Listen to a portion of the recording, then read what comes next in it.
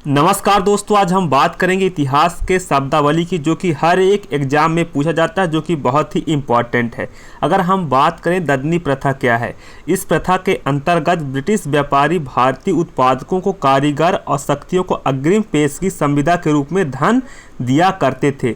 ददनी प्रथा के अंतर्गत क्या होता था, ब्रिटिश व्यापारी भारतीय उत्पादकों को कारीगरों को शक्तियों को अग्रिम पेशगी संविदा के रूप में जो धन दिया करते थे उसे ददनी प्रथा कहा जाता था। जो अग्रिम पेशगी दिया जाता था उसे ददनी कहा जाता था। कमियौटी प्रथा क्या है दोस्तों, इस प्रथा के अंतर्गत बिहार उड़ीसा में कृषि दास के रूप में खेती करने वाले कुर्मी जाति के लोग अपने मालिकों द्वारा प्राप्त ऋण पर दी जाने वाली ब्याज की राशि के बदले जीवन भर इनकी सेवा करते थे। जो कमियौटी प्रथा थी, बिहार और उड़ीसा में कृषि दास के रूप में खेती करने वाले कुर्मी जाति के लोग अपने मालिकों द्वारा प्राप्त ऋण पर दी जाने वाली ब्याज की राशि के बदले में जीवन भर इनकी सेवा किया करते थे, वह कमियौटी प्रथा थी।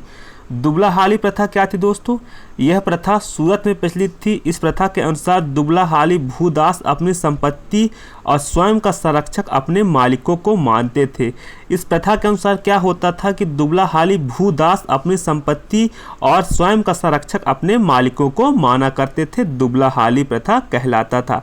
क्रिमेटिया प्रथा, भारतीय अनुबंधित श्रमिकों का कैरिबियाई द्वीपों में श्रम हेतु नियोजन।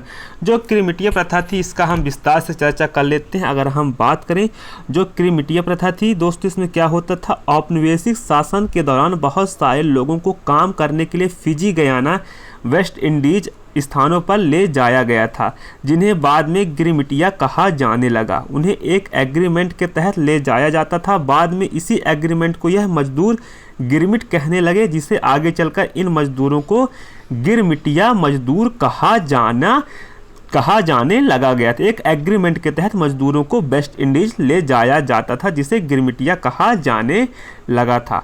अगर हम बात करें दोस्तों औपनिवेशीकरण क्या है, जब एक देश पर दूसरे देश के दबदबे से राजनीतिक, आर्थिक, सामाजिक और सांस्कृतिक बदलाव आते हैं तो इस प्रक्रिया को औपनिवेशीकरण कहा जाता है। जब एक देश पर दूसरे देश के दबदबे से राजनीतिक, आर्थिक, सामाजिक और सांस्कृतिक बदलाव आता है तब उसे औपनिवेशीकरण कहा जाता है। गवर्नर जनरल के प्रतिनिधि को रेजिडेंट कहा जाता है। उसे ऐसे राज्य में तैनात किया जाता था जो अंग्रेजों के प्रत्यक्ष शासन के अंतर्गत नहीं था। दोस्तों उम्मीद करता हूँ वीडियो आपको पसंद आई होगी। धन्यवाद। Take care. जय हिंद, जय भारत।